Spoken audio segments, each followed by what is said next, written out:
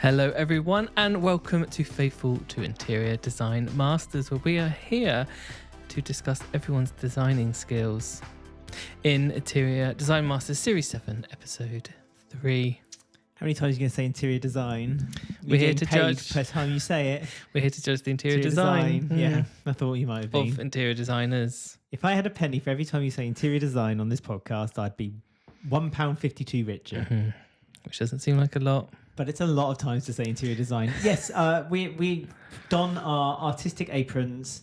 We put on our artistic berets. Yeah. We cut our fringes straight across. Call us Michelle. And we are going to basically talk about people's rooms in a homeless charity. Yeah. So not only are we judging people's hard work and talent, we're also judging homeless charity. We're judging how dedicated they really are to the charity. Because the lazier and the crapper that their rooms are, the more they hate homeless people. And quite frankly, I was sickened by it. We had a shock as well this episode because there was 2 going out. I know, a double elimination. So unfair, especially on your first team one. Well, and especially that one of the people who went out had already won a challenge. So what a shake up that was. Star Baker. I know. What a crazy moment that was. So, but we said we kind of saw it coming in a weird way. We mentioned this person had been maybe relying. You a can little bit say too because much. the show's this is the after show. This is the after show, yeah. But I like to add a bit of tenseness, a suspense. Suspense. Call me Bruce. Don't call me Bruce. Call me Alex because that's my name. Call me Ben. Hello. Welcome. And if you like the podcast and you help us monetarily, you can go to buymeacoffee.com/faithful, and on there you can give us a £5 one-off or monthly donation, just like Catherine Kaminsky has given us some coins. Hi, Alex and Ben. Just want to say a huge thanks for your podcast. I had been having a bit of a stressful week, and your podcast have brought me so much joy. I listen to your podcast even when I haven't seen the show. That's why I was keeping the suspense, you see. But yes, decided this week to finally start watching Interior Design Masters and Race Across the World, because we do a podcast on that as well, everyone. Hello, BBC. We are open to offers. Both have been great, and alongside your podcast have really cheered me up. Brackets, the BBC should definitely be buying you a coffee for the show. Yes. Yes. I agree. We paid our licence fee last week, so we need some money back. All the best and thanks again. P.S. I think you would both be great if you went on Race Across the World. If you work for the BBC, do you have to pay for the licence fee still? Well, I was listening to Graham Norton's podcast the other day. Yeah. With the woman, don't know what her name is, the one that's called like nattering about or something. His paid sponsorship was about the license fee. Oh yeah, you did what's going on this. Here? This feels like money laundering in some way, some fashion. It does, doesn't it? It feels like you're gaining back the money you paid into the license. That's what I wonder if you work for the BBC, because like if my uncle used to work for the Sun newspaper in the printing press, and he used to get Sky Television free. They used to give him, because that's when Rupert Murdoch used to own Sky. You a Nepo baby. I am. Succession has nothing on my the life. Sun newspaper. Well. This was years and years and years was ago. Was it a bit highbrow back then? But the Sun, I think it was lower, wasn't it? I don't think it could get lower than a worm's tit. I don't think it can go any higher. Yes, no, I don't think we'll be... If only he worked for the Daily Mail, I might have some respect for him. Really? Yeah, but then you wouldn't get free Sky Television. True. So should we talk about some of these spaces then that they were making up? So it was a homeless charity in London. So they were teamed up into groups of 2. Sophie got to choose because she was the winner of the last episode. She got to choose who she gets to team up with, while then the rest of them went on a mad scramble to get together. Ajit ended up basically being the last one picked by Emily, and vice versa. Yes. We both felt like, oh dear, this might be Ajit's time to out. But actually, poor Emily was lucky. I think Michelle, the gods, looks down on Emily and were like, I know. Let's what's give her the one room. room that she's going to be good at? Yeah.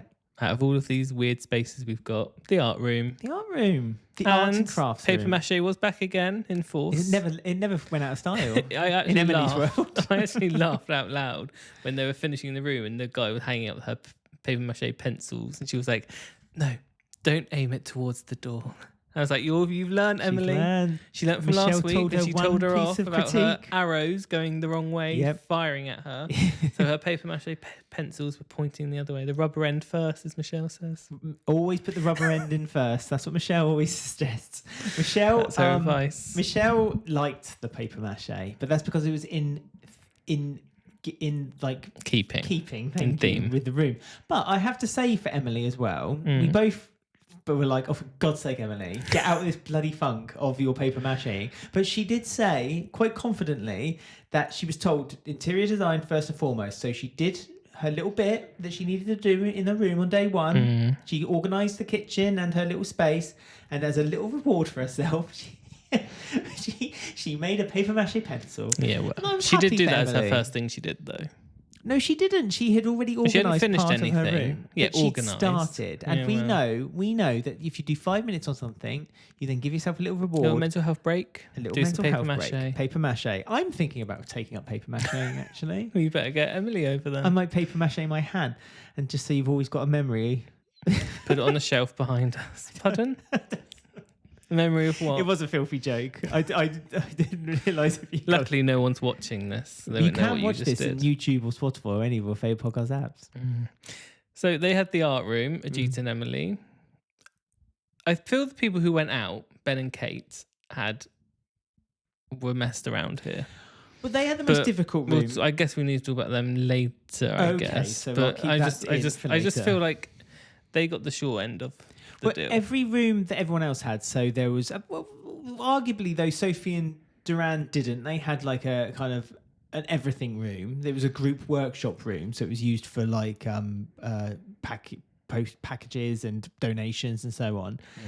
Ajit and Emily had the arts and crafts room, so it was purposely for just one task. That's easy. Employment suite for Johnny and Lee, again, purposely for one task. It's for getting people back into employment, but also it's a work area for people who work there. And so, yeah, you're right. Kate and Ben seem to have the room where it was like a lot of everything and anything. And really, the main criticism that Michelle and Sophie Robinson, the guest judge, had for them was that they weren't listening. They were listening too much to the client, and they were giving the client too much. And in order to give the client what they want, you need to actually tell them what they need. That's what Michelle said. Well, that's so unfair though, because everyone else did what the client asked, so they couldn't have been like, "Well, that's too much for us," because then Michelle would have been like, "You didn't do everything they asked. Everyone else did." So I don't think you could. I don't think Ben or Kate could have said, "No, we can't do all that. We need to scale it down." But was there really any need for that canteen area? There was already a canteen downstairs. Their purpose for that was, it's a nice quieter area for people if they want to eat quietly. Well, yeah, fine, but then they dedicated almost a whole half to that, because Very this corporate. tiny little corner. Yeah, and then this tiny little corner which was like the sleeping area, and this tiny little corner which was like the yoga area, and then they just sprawled out these corporate, to quote Michelle, eating area. And so I think that could have been one thing that could have been taken away, because Michelle I think Michelle saw that space, that balcony space, more as a relaxation, quiet, reading, contemplative area. Because there was nothing like that in the other rooms. The arts and crafts room was obviously to be creative and to kind of like let your hair down and have a bit of, fun. The employment suite was the very business. It's kind of like, this is where we're going to help people. What was Duran and Sophie? Duran and Sophie seems like the same as Johnny and Lee. The group workshop. It's like they're doing the same thing here. Well, they said it was an area for donations and packing and basically organising stuff. But it's where the staff work. The same. Some staff worked there. Okay. There was also the office space as well. So it was like a working area. All goes on, doesn't it? So that again, you need all these different areas, don't you? I must say I was surprised. I think if we were going to be fairer, then a more keeping area for Ben and Kate would have been maybe the canteen, because then that would have been a purpose-built area for them to concentrate on. So I do agree with you. I think Ben and Kate were given a bit of a raw deal here because they were given the most to 6 do. rooms. But then the point was that they had to, as if you were an interior design if you're being paid for this job, you actually need to know what the client actually wants. You need to read in between the lines. And Ben and Kate didn't do that. They gave them people pleased, but they kind of gave them what exactly what they asked for, while everyone else they said, well, do you need this, do you need that? Okay, yeah, right, but we can give you this as well. How dare they give them what they asked for? Well, you're out of the competition. That's what happens, unfortunately. Michelle thought it was too much. It was a mishmash of too much. Do you think every time they announce the celebrity guest judge and everyone goes, oh wow, and shit, do they all know who this person is? Because every week I'm left unsure. Well, we're not in that world though, are we? Yeah, but Ben's only designed a bedroom, his own bedroom. In AI. Did he know Sophie? In fact, it's actually been done. He lives in a white void. He actually designed his own bedroom in the metaverse. You leave Ben alone. I can't physically be. I know I don't like AI, and I don't like that he used AI last week, but I can't physically be mean to him because he's got one of those faces. No. So I can't. There's been comments from our listeners about it as well. He really kicked up a thing with people. Lots of people were upset. Did I open a vein with this one? That a designer was using AI, but he seems so well-meaning. Like I don't think there's anything behind it. So I can't physically be mean to him because you just feel he seems like a nice guy, and it's like I can't. I'm not going to go back on what I already said last week because I don't need to repeat it. I know. I'm a hypocrite as well. What I'm saying, I realise that, but I just can't physically be mean to him. But I just think it's lazy, where everyone else kind of like didn't use something as a crutch. He used AI as a means of doing. I mean, if he had asked ChatGPT, what should you put in a wellness magazine? Perhaps ChatGPT would have given them the answer and they would have got through, and Johnny and Leah would be the ones we're talking about. But, that never happened. And so the one week Ben didn't use AI, he didn't do very well. No, look, I'm being unfair. Look, the listeners and watchers are... They can say what they want. Are right to complain. And I complained about the whole AI debacle. But it's a shame that the 1 week where there was no AI, he got knocked out. It's like I wish he had another opportunity to show that he could do something without then there being this one bit of him going, oh, and I used AI for it, and us all groaning, going, not again. Maybe he can go on Tattoo Masters or Tattoo of Us. Blow up. Do you remember Tattoo of Us? Just Tattoo of Us. Of course I do. On MTV. How could I forget it? That was a great show. Maybe we should review that. Terrible. If you want us to review Just Tattoo of Us on MTV, comment underneath the video on YouTube or Spotify, or get in touch with us. All our details are on our link tree, linktr.ee/faithful2. Watching that back is going to be very traumatic. You're suggesting we do Charlotte that. Crosby and Bear presenting together at festival, and then there's the tattoos. There's it was so I don't know if it would fly today on TV. I don't think it would. It was a really awful show. And it surprises me that we watched it, actually. We're awful people. We're bad people. So the other ones in the bottom two were Johnny and Leah. Oh, yeah. Johnny was in your bottom, was he? No, the bottom two. Michelle's bottom. They had the room, which was the work office. Theirs was really good. I think they're being a bit pernickety with bringing them into the bottom two. But funnily enough, they were again criticised for doing too much. So maybe that was the whole thing. It was too much. Oh, and the spots. Yes, the spots. Because what's their phrase? Food for thought. That's food for thought. So if they didn't like something, instead of being horrible to one another and saying that's shit, Johnny or Leah would say to each other, well, that's food for thought. But you could tell Leah was a bit upset, a bit hurt by that vinyl covering on her drawers. Yeah, I mean, the first few food for thoughts are all playful and fun. Yes. But then the food for thoughts kept coming from Johnny non-stop. And it was like, okay, Johnny was I'm full. I can't take no more food. So yeah, Leah, she had to sacrifice her blue. I mean, to be fair, it didn't look great. There was some scuff. It wasn't very well, yeah. And especially when we saw Emily do her vinyl in the kitchen, and it actually looked really good. She was shaking, Emily. I think she had about 20 coffees when she was doing that. No, she was having withdrawal from paper mache. Paper mache withdrawal. She was having paper mache withdrawal, yes. So, Johnny gave her food for thought for that. Their other area in the front of the office wasn't particularly liked by either judges. I don't know what their problem with the seating I thought it was horrible. Didn't fit at all. You sit on that, you're going to fall off. It's a hazard. It was a small chair, but it was the whole purpose was that they were only there kind of for a little moment. And it was on wheels. It's no. Everything was on dangerous. Wheels. The shop down the road that sells the tiny little trolley wheels, they were having a field day rubbing their hands together. Christmas came early. It was everything was on wheels. Ben and Kate's room everything was on wheels. At one point, Michelle even said it was well, you could turn the whole floor into a yoga suite. And the back wall, which was cork with a few panels missing, which Michelle really hated. She really. Do you know how they could have fixed that? put a square of mirror in those ones instead of a pop of colour. That would have... Michelle wouldn't have mentioned it then if there was a square mirror in them. I suppose you're right. One of those Michelle's panels. point was that it looked like that the cork had fallen off. So it didn't look like it was an artistic choice. It looked like it was a problem. Okay, fair. But oh my God, Michelle really went for her on that, even to the point that when she asked Lee to explain her design choices when on the sofa later, Michelle literally says, just stop you there, Lee. It was shit. Don't try to explain it. Shut up. I love it. We had another this week. We missed it last week because Michelle didn't do it very often. But this week we saw the Michelle kind of like disagreeing face as well. Like when she walked into a room and went, oh. I love when Michelle does that. She can't hide anything. She can't hide her emotion on her face. She's really bad. Love her.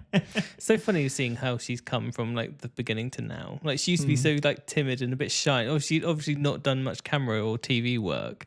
And she kind of relied on Alan a lot, but like every series she gets a bit more feisty. Do you know where she broke? Last series when Alan told her to trot and she actually trotted into the room. That's where she broke. She became the Michelle that we know and love. And there was that series where someone was horrible and that's when she was really like, that's not my show. Oh yeah, no, that was two You're series getting back. rid of you. That guy was really nasty, wasn't he? He like went on the attack. So the sofa The making bits, of Michelle. If you haven't watched, if this is like your first series of watching this, like the sofa bits are always quite fluffy. Like there's no nastiness between the designers. There was one instance of it happening about 2 years ago on a series, and Michelle just went for him, and she was like, didn't let him off. "Don't you dare talk to people like that!" And I was like, "Yeah, you go, Michelle." Get And that's rid. where my love for Michelle came. I remember being annoyed because I wanted the other contestant to go, but because he was so horrible, it's like, no, she has to really stay, horrible, yeah. even though she's not very good. But yeah. What about? Because I want to leave Emily till last. So what about Sophie and Duran? Yeah, they had the big thing on the wall. The big writing on the wall. Paper mache. Everyone deserves home. a home. Yep.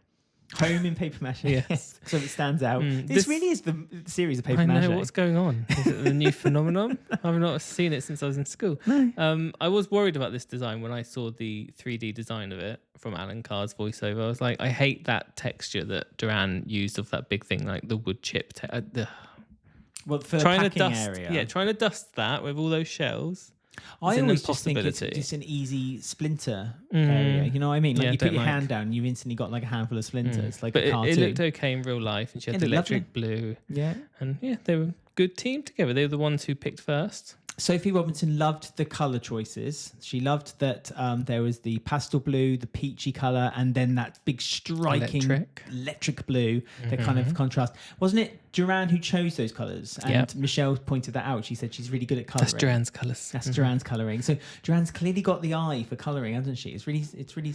I do like. I remember like the last two tasks, like her rooms were really interesting to look at for color wise. Like it made your eyes, like the pupils of your eyes expand and want to let on more light, for lack of a better term. Yeah, I think they kind of had the easiest room. I feel it looked quite small and it just didn't have a lot to be doing in it, unlike Ben and Kay, which had about 101 things. I mean, you got to do little... yoga, you got to do a disco next to the yoga, you got to play chess, you got to eat food, you got to sleep.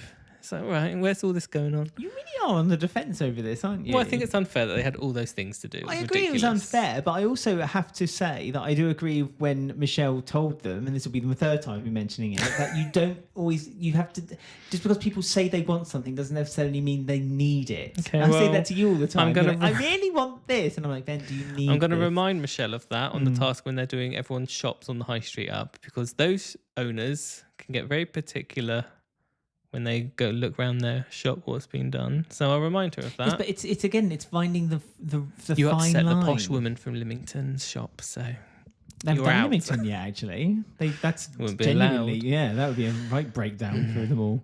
They'd all get thrown out. So Ben and Kate. Ben and Kate. Oh no, hang on, we haven't finished yet. We've got Ajit and Emily. Oh yeah, we were talking about the pencils. Paper mache and pencils. I mean, look, this was Emily's room to lose because she was given clearly the room that she was going to be the most strongest in. I think producer. Producer influence, do you feel? Wow. Because she's been in the bottom two the last 2 weeks. She's been in the bottom two. She's an artist. What room shall we give her? Yeah, but it's only fair to give her the strongest room she could do. Bless her. No, she should have had the. And just because it was strong for sixth room. Emily doesn't mean. But what do you think she would have done in the 6th room then? Paper mache. Sound absorbent. Paper mache. She would have been good She at would the have paper sound mache absorption. the whole iron railing. Yeah, there you go. So she would have been a winner. Mm. I have to say, I think Emily has learnt from her two times in I'm only the joking. bottom. I'm being silly with her. But no, I don't disagree with the fact that, like I said, this was her room to mess up. If she failed on this one, then it was an immediate, easy goodbye. And that's why I kind of felt worried for AG, because like we all kind of went into the beginning of this episode thinking, oh dear, Emily. Yeah, that would have been really disaster. fair with it being a double. It would have been really unfair if AG went because of, at least with Ben and Kate, it was kind of like they both created this monster. A room. Ben won the first challenge. Yeah, well, that's what makes that's just it a first bit impression, like, so it doesn't count. Episode 1 doesn't count. I mean, episode 1, I suppose, was a bit of a week for everyone, but I don't know. It's when you see someone who was potentially the strongest player. Episode 1, we were both saying, well, Ben's excellent, and then AI let him down. Right. Poor him. So what else do you want to say about AG and Emily's room? She did pretty much most of it. What's that thing that they did on the wall that I always associate with hair? The fade. Ombre, thank you. Yeah, the back wall. The ombre hair. Normally, that would be cool if they had a hair wall. Normally when people do that, they mess that up as well on this show. They run out of time, so they did it okay. Well, I don't want to sound rude, but neither of them did it. The painter Emily decorator supervised. did it. I mean, we can all supervise. Doesn't mean we did it? So I think that really, although the idea came from Emily, I think the reward should have gone to the painter decorator. Well, I'll be giving lots of those painter decorators rewards because they're all hot. Well, yes, you were having a That's always a fun game to play when you're watching the show. Spot the hot decorator. Spot the hot decorator. You like the guy with the tobacco-stained moustache, don't you? Pardon? Didn't notice that. The guy I like with all the of big them. beard. I like all of them. All of them. They're the hardest workers, to be fair. Those 8, they just walk into a especially room the and go, carpentry this, ones. This, yeah. And they have to do all that maths and cutting. And... It's like changing rooms with Handy Andy. He was really the star of the show, let's be honest with you. Him and Carol Smiley, of course. Carol Smiley used to walk into a room and light it up. She's disappeared from the world, hasn't she, really? Doesn't she still advertise Edinburgh sweater mill, sweatshop? Edinburgh Woolen? Does she? Mill. I think she still does that. Don't know. What has happened to Carol Smiley? Don't know. She's disappeared. If you know what happened to Carol Smiley, 2000s. get in touch with us. We should try to find Carol Smiley and ask her if she wants to... She's probably doing like QVC or something. No, I don't think so. You know who does TV or something. Do you know who like does that? do doesn't exist anymore? The age of TikTok. What? Ruth Langsford. Yeah, she does QVC, doesn't she? She probably sells her range. fashions. Yeah. So does Mariah Carey. So does Liza Minnelli. Nothing wrong in it. Joan Rivers used to do it. Did I say there was something wrong with it? I used to watch it when Joan Rivers did it. What, in the UK? No, on QVC. She used to do it in live. the UK? I don't know. It was all over, wasn't it? No, they don't do international shopping on QVC. Well, must be in the UK then. Because I remember watching like a free comedy show for hours. Was it? You get that with me, don't you? Not quite Joan Rivers. Right, so do you want to learn a bit about the 2 that we lost? So mean. Go on then. Okay, Scylla. What's your name and where do you come from? Ben is from the West Midlands. I've changed my fact file, by the way. This is now from housebeautiful.com. Mm-hmm. What's his job? Outdoor furniture designer. Well, that's not correct. He's a tattooist, isn't he? Anyway. Well, because he has tattoos. He thought that was his job. Anyway, let's carry reading. Ben has a love of vintage treasures. I don't think we're ones to comment on...